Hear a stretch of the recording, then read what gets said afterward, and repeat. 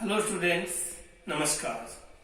आज मैं आपके लिए एक ऐसा वीडियो लेकर आया हूँ जिसमें आपको ये बताया जाएगा कि आप अपनी बोर्ड एग्जाम के लिए 95% से ऊपर का स्कोर कैसे प्राप्त कर सकते हैं।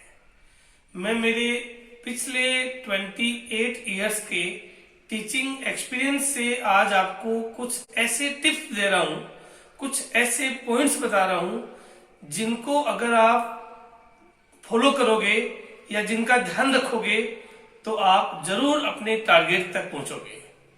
सबसे जो पहला पॉइंट है, सबसे पहला पॉइंट मैं लेता हूं आपकी टेक्स्ट बुक पे कि गवर्नमेंट ने जो आपकी टेक्स्ट बुक आपकी स्टडी के लिए लगा रखी है उसको पूरी पढ़े, कोई भी पेज छोड़े नहीं, एक भी पॉइंट या एक भी क्वेश्चन को अनावश्यक समझ करके नहीं छोड़े और पढ़ते समय जो जो इंपॉर्टेंट चीजें आपको लगे उनको अंडरलाइन जरूर करें। साथ ही हो सकता है पढ़ते समय कुछ चीजें ऐसी आए कि जिसमें आपको ऐसा महसूस हो कि ये बोर्ड के एग्जाम के लिए काम की नहीं है, तो उस कंडीशन में भी आपको उनको पढ़ना है। क्यों? क्योंकि आप पढ़ाई केवल और केवल बोर्ड में मार्क्स लाने के लिए नहीं कर रहे हो, आप ये पढ़ाई अपने नॉलेज को बढ़ाने के लिए भी कर रहे हो। साथ ही जब टेक्स्ट बुक पूरी तैयार हो जाए उसके बाद आप उसी सब्जेक्ट की अदर राइटर्स की जो बुक्स आती है, जिन्हें रिफ्रेशर्स कहते हैं, उनकी भी स्टडी करें और उनकी स्टडी करने के बाद 8 से 10 साल के पिछले पेपर्स, अगर सिलेबस सेम हो तो 8-10 साल के पिछले पेपर्स की तैयारी करें और ये सब करने के बाद जिस साल आप एग्जाम दे रहे हो उस साल का जो बोर्ड का पैटर्न है उसी पैटर्न पे बेस्ड कम से कम 10 एग्जाम जरूर दें। उन एग्जाम्स को देने के बाद उनके पेपर्स की चेकिंग या तो आप सेल्फ चेक करें या फिर अपने टीचर या मेंटर की हेल्प लें। सेकेंड पॉइंट, अगला पॉइंट ये है कि जिस टॉपिक को आप पढ़ रहे हैं आपको पता होना चाहिए कि उस टॉपिक को आपको कितना समय देना है, कौन सा टॉपिक पहले पढ़ना है और कौन सा टॉपिक बाद में पढ़ना है, किस टॉपिक का रिलेशन किससे है, कौन सा टॉपिक किस पे बेस्ड है। और अगर आप इसका डिसीजन खुद नहीं कर पाते हैं तो आप अपने टीचर या घर में जो भी आपसे बड़े हैं उनकी हेल्प आप ले सकते हैं। साथ ही मैं थर्ड पॉइंट आपको ये बताने जा रहा हूं कि कभी भी किसी भी प्रकार के डर को अपने ऊपर हावी नहीं होने दें। अपने आप पर विश्वास करें कि मैं कर सकता हूं। जो समय मिल रहा है, जो टाइम मिलता है उसका सदुपयोग करें, बुरी संगति से बचें और अपनी थिंकिंग, अपनी सोच को पॉजिटिव रखें। जब आपकी सोच पॉजिटिव होगी तो आपको अपने अंदर जो खूबियां छुपी हुई है वो दिखने लगेगी और आपका मन प्रसन्न रहने लगेगा, खुश रहने लगोगे। और जब मन प्रसन्न रहने लगेगा तो यही प्रसन्नता, यही हैप्पीनेस आपको टारगेट तक पहुंचाएगी।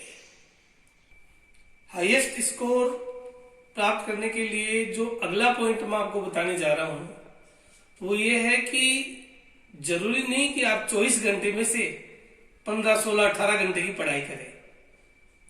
8 से 12 घंटे की स्टडी करके भी आप बहुत अच्छा स्कोर कर सकते हो। नींद भी आपके अच्छे स्कोर के लिए बहुत जरूरी है। हमारी जो याददाश्त की जो पावर है उसको भी नींद से बहुत अच्छा साहस मिलता है, संबल मिलता है। कहा भी गया है कि sleep is very important factor for effective learning.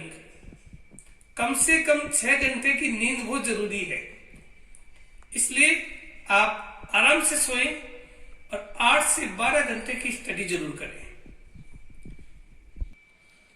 आपने ये भी सुना होगा कि अच्छी पढ़ाई के लिए सुबह जल्दी उठ करके पढ़ाई करें, early to bed early to rise. आपने सुना होगा कि सुबह जल्दी उठ करके स्टडी करें, रात को जल्दी सोएं। लेकिन मान लीजिए अगर किसी स्टूडेंट से सुबह जल्दी उठ करके तैयारी नहीं होती है तो कोई चिंता की बात नहीं, आप आराम से उठे, कोई प्रॉब्लम नहीं। मान लीजिए अगर कोई सुबह 8 बजे भी उठता है और 8 बजे उठने के बाद दिन में पढ़ाई करने के बाद मान लो रात को 11 बजे उसको नींद आने लग जाती है, तो सुबह 8 बजे से रात 11 बजे तक कितना टाइम हुआ? 8 से 8 12 घंटे, और फिर 8 से 11 3 घंटे और 12 और 3 15 घंटे हो गए। इन 15 आवर्स को आप 5 पार्ट में डिवाइड करो तो 3-3 घंटे हो गए। हर 3 घंटे में से 2 घंटे की स्टडी करो और 1 घंटा अपने घर के काम, अपने योगा, अपने एंजॉयमेंट, मनोरंजन करो, जो आपको पसंद हो वो करो। इससे क्या होगा कि आपके माइंड पर एक स्ट्रेस भी नहीं रहेगा और ऐसा भी नहीं लगेगा कि आपकी स्टडी नहीं हो रही है। इसलिए आप आराम से इजीली पढ़ाई कर सकते हैं और अच्छी नींद भी ले सकते हैं। मान लीजिए कोई स्टूडेंट स्कूल या कोचिंग सेंटर भी जाता है, स्कूल या कोचिंग जाने के बाद कोई प्रॉब्लम नहीं है, वहां भी आपकी पढ़ाई हो रही है, वहां भी आपको गाइडेंस मिल रही है, लेकिन यहां आपकी सेल्फ स्टडी नहीं हो पा रही। तो कोचिंग या स्कूल से आने के बाद जो समय आपको मिला है उसमें ज्यादा से ज्यादा टाइम अपनी सेल्फ स्टडी को देने की कोशिश करें। नेक्स्ट पॉइंट आता है कि किसी भी टॉपिक या चैप्टर को रटे नहीं, रटने की बजाय उसे समझने की कोशिश करें।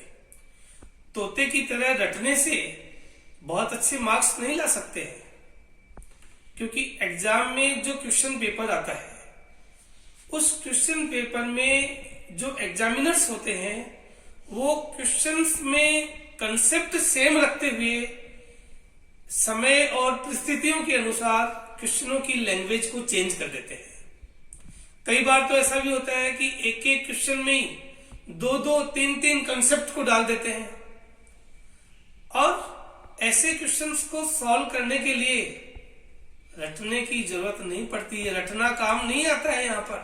यहाँ चैप्टर की हिस्ट्री अगर आपने बहुत अच्छी तरह समझ रखी है तो आप चाहे कैसे भी कंसेप्ट, किसी भी तरीके की कंसेप्ट, 2 कंसेप्ट, 3 कंसेप्ट डाल करके कैसे भी लैंग्वेज को चेंज कर दे, आप उस क्वेश्चन के सटीक आंसर तक आप पहुंच जाओगे।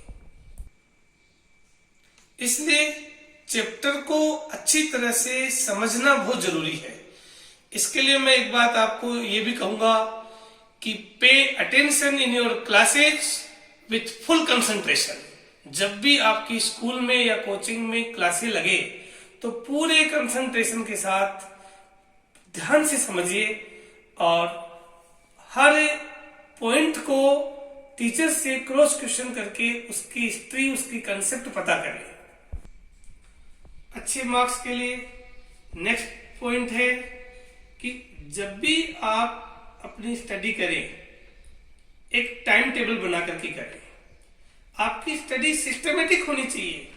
कई बार बच्चों के सामने प्रॉब्लम होती है कि वो ये जज ही नहीं कर पाते कि मैं क्या पढ़ूं क्या नहीं पढ़ूं। आपकी स्टडी सिस्टमेटिक हो, आपके पास एक डेफिनेट टाइम टेबल हो कि अब मुझे इस सब्जेक्ट की, इस टॉपिक की तैयारी करनी है, और जो टॉपिक आप पढ़ें उस टॉपिक को पढ़ने के बाद में अगर मान लीजिए आप नेक्स्ट टॉपिक क्या पढ़े, किस तरीके से पढ़े, इसका डिसीजन नहीं ले पाते हैं कि कौन सा टॉपिक किसके ऊपर बेस्ड है, या अपने टारगेट को डिटरमाइन नहीं कर पाते हैं, तो इसके लिए आप अपने टीचर की भी मदद लें। साथ ही एक बात जरूर मैं कहूंगा कि 10 या 15 दिन की स्टडी के बाद पीछे का रिवीजन जरूर करते रहें, ये भी बहुत जरूरी है। जब आप टाइम टेबल बनाएं तो आपको कितना टाइम मिल रहा है पढ़ने के लिए उसके अकॉर्डिंग, और किस सब्जेक्ट में आपकी कितनी रिक्वायरमेंट है उसके अकॉर्डिंग आप उस सब्जेक्ट को टाइम टेबल में स्थान दें। नेक्स्ट पॉइंट मैं आपको ये बताऊंगा जो बहुत ही सर्टिफाइड है कि जब भी आप पढ़ें या रिवीजन करें, नोट्स जरूर बनाएं, क्योंकि ये नोट्स जो हैं ये आपके एग्जाम टाइम में as a teacher, as a mentor की तरह काम करेंगे आपके लिए। कुछ बच्चों की आदत होती है कि जब वो लर्न करते हैं तो जोर जोर से बोल करके करते हैं, कई मन में बोल करके करते हैं, कई बुक को ले लेते हैं, छत पे घूमते हुए लर्निंग करते हैं। इन सब से इम्पोर्टेंट बात मैं आपको बताता हूं कि जब भी लर्निंग करे, प्रैक्टिस करे, रिटर्न प्रैक्टिस करे, लिख करके याद करे। अगर आपकी रिटर्न प्रैक्टिस की हैबिट होगी तो आपकी स्पीड बनेगी, इसके अलावा आपकी हैंडराइटिंग और साथ ही आपके कॉन्फिडेंस में भी सुधार होगा। और जब इनमें सुधार होगा तो यही सुधार आपको आपके टारगेट तक पहुंचाएगा। साथ ही मैं आपको बता दूं कि अपनी जो लर्निंग हैबिट है उसको भी इम्प्रूव करने की बहुत जरूरत है। कुछ बच्चे तैयारी करते हैं, बेड के ऊपर पढ़ करके तैयारी करते हैं, लेट जाते हैं, फिर तैयारी करते हैं। एक पैर बेड पे होता है, एक पैर हवा में होता है, सब जानते हैं, बच्चे करते हैं ऐसा। लेकिन मैं आपको आज एक मंत्र देता हूं कि अगर आपने स्टडी बेड के ऊपर जाकर के की है तो आपकी 40% लर्निंग पावर तो वहीं खत्म हो जाती है। आपको पता है कि गवर्नमेंट स्कूलों में जब स्टूडेंट्स को टेबल के साथ में चेयर नहीं मिलती, ओनली स्टूल मिलती है। क्यों मिलती? क्योंकि आपको पढ़ते समय कोई सहारा होना ही नहीं चाहिए, पीछे या साइड में सहारा तो होना ही नहीं चाहिए। जैसे ही आपने सहारा लिया आपकी पावर डिक्रीज हो जाएगी। इसलिए आप तैयारी करें, फुल कंसंट्रेशन के साथ में करें। ऐसा नहीं है कि आप बुक आपके हाथ में है और माइंड किचन में है कि आज मम्मी क्या बना रही है। ऐसा नहीं होना चाहिए। जब पढ़ना हो तो फुल कंसंट्रेशन के साथ, नहीं पढ़ना हो तो बुक रखो और भाई अभी नहीं पढ़ना है, बाद में पढ़ेंगे, कोई दिक्कत नहीं। पढ़ते समय एक विशेष बात मैं आपको और बताऊंगा कि जिस सब्जेक्ट की आप स्टडी कर रहे हैं उसकी मार्किंग स्कीम आपको पता होनी चाहिए। अगर जिस साल आप एग्जाम दे रहे हैं उस साल की मार्किंग स्कीम डिक्लेयर नहीं हुई है तो कोई बात नहीं, उससे पिछले साल की जो मार्किंग स्कीम है वो आपको पता होनी चाहिए, जिससे आप ये पता लगाओगे कि कौन से टॉपिक पर फोकस ज्यादा करना है, कौन से चैप्टर को ज्यादा टाइम देना है और कौन से चैप्टर को कम। ये जो बात है वो एग्जाम टाइम में आपका टाइम अनावश्यक खराब हो, इससे आप बच जाओगे। और जो एग्जाम टाइम में एक लिमिटेड टाइम होता है आपके पास, उसको आप सही जगह यूज में लेना सीखोगे। साथ ही एक विशेष बात आपके लिए मैं कहूंगा कि मोबाइल, टीवी और कंप्यूटर से उतना ही रिश्ता रखो जिससे आप अपने आप को अपडेट कर सको। अंत में मैं आपको इतना ही कहूंगा कि कभी भी सबसे पहले दुनिया से कंपटीशन करने की भावना नहीं रखे। सबसे पहला कंपटीशन अपने आप से रखो। Find your weakness, challenge your self. आप अपने आप को चैलेंज करो और अपने टारगेट को हमेशा ऊपर रखो, ऊंचा रखो टारगेट की मुझे वहां तक पहुंचना है। घबराए नहीं, जो बीत गया सो बीत गया, उस पर ध्यान नहीं देना। जो आज आप जहां आप अवेयर हुए हो, जिस समय आपकी आंखें खुली है, कहते भी हैं कि जब भी आंखें खुले तभी सवेरा समझना चाहिए और उसी समय अपनी तैयारी में लग जाना चाहिए। जितना टाइम निकल चुका उसके ऊपर पश्चाताप करना व्यर्थ है। आज अगर मन में ये जागृति आई है, चेतना आई है कि मुझे पढ़ना है, तभी उठो, गॉड को प्रणाम करो और अपना अभियान चालू करो। क्यों? जब आंखें खुली तभी सवेरा भी बताया था आपको, तो जैसे ही माइंड में आए कि अरे अपन ने टाइम खो दिया, अब तो मुझे पढ़ना था, तभी उठो। पीछे के टाइम पर पश्चाताप नहीं करना। और अंत में ये कहूंगा कि अगर हो सके तो डेली 15 से 20 मिनट मेडिटेशन जरूर करें, क्योंकि मेडिटेशन आपकी मेमोरी को इंक्रीज करता है। धन्यवाद, ऑल द बेस्ट।